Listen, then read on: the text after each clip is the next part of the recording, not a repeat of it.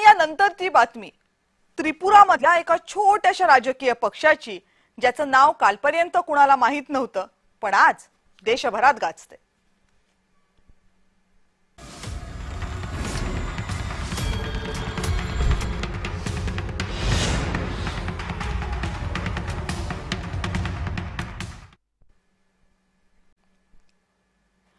राजकारणात कधी कुणाला महत्व येईल याचा काही नेम नाहीये.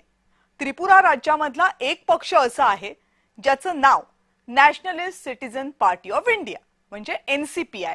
हा पक्ष कालपर्यंत कुणाला फारसा माहितही नव्हता. खुद्द ज्या राज्यामधला हा पक्ष आहे त्या त्रिपुरातल्या 99% लोकांना पण माहित नसेल. पण आज तोच NCPI प्रचंड प्रकाश झोतात आहे. याचं कारण आहे ममता बॅनर्जींचं नेतृत्व झुगारून बाहेर पडलेले तृणमूल काँग्रेसचे 20 खासदार हे या NCPI मध्ये जाणार आहेत. आता यामागे कायदेशीर कारण आहेत. पक्षांतर बंदी कायद्याअंतर्गत 2/3 लोकप्रतिनिधी जर एखाद्या राजकीय पक्षातून बाहेर पडले तर त्यांना दुसऱ्या कोणत्या तरी पक्षामध्ये जाणं बंधनकारक आहे. एक गट म्हणून त्यांचं स्वतंत्र अस्तित्व पक्षांतर बंदी विरोधी कायदा मान्य करत नाही. प्रस्थापित पक्षामध्ये गेलं तर त्या पक्षाच्या अध्यक्षांचे आदेश मानावे लागणार. त्यापेक्षा निवडणूक आयोगात नोंदणी असलेल्या पण कुणालाच माहित नसलेल्या पक्षात जाणं या खासदारांनी पसंत केले, जेणेकरून त्यांच्या स्वतःच्या गटाचं अस्तित्व कायम राहील.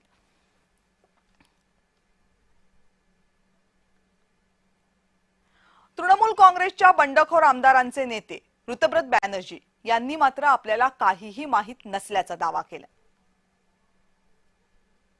See, 20 MPs of the Lok Sabha, I have seen also through the media that they have decided to merge with this National Citizens Party of India. So it is their decision. Their collective has taken such a decision.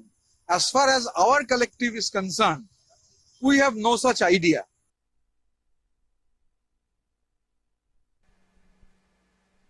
आणि या सगळ्या हालचालींबद्दल आणि घडामोडींबद्दल राजकीय विश्लेषक संजीव उन्हाळे यांनी काय मत व्यक्त केले बघूयात. भारतीय जनता पक्ष लोकशाहीमध्ये काय काय चमत्कार घडेल याचा आता मला वाटतं कुणालाही अंदाज येत नाही. आता असं पहा की 20 खासदार तृणमूल काँग्रेस ते फुटले. ते फुटून जर भारतीय जनता पक्षामध्ये आले असते तर पक्षांतर बंदी कायद्याचा त्यांना फटका बसला असता. म्हणून त्याला फाटा देण्यासाठी त्यांनी nationalist citizens party of India म्हणजे NCPI या पक्षामध्ये प्रवेश केला. या NCPI पक्षामध्ये प्रवेश करणारे म्हणजे पहिलेच 20 खासदार म्हणजे ज्या पक्षाची सुरुवातच 20 खासदारांच्या बंडखोरांच्या प्रवेशाने झालेली.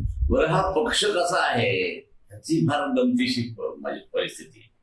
याची स्थापना 2023 मध्ये झाली. यांचा मूळ उद्देश आदिवासी कल्याण आणि विकासासाठी आणि ईशान्य भारतात काम करावं या उद्देशाने झाला. या पक्षाने निवडणुका लढवल्या त्रिपुरामध्ये. त्यातलं एकही जागा त्यांना मिळाली नाही. म्हणजे एकही आमदार नाही, खासदार नाही, जिल्हा परिषद सदस्य नाही, पंचायत समिती कशाचा साधा सरपंचही या पक्षाचा झालेला नाही. म्हणजे या पक्षाची आकडेवारी 0. आणि या पक्षाने फक्त निवडणूक आयोगाकडे नोंदणी केलेली आहे. याचं जे ऑफिस आहे ते हावडा या ठिकाणी पश्चिम बंगालमध्ये आहे.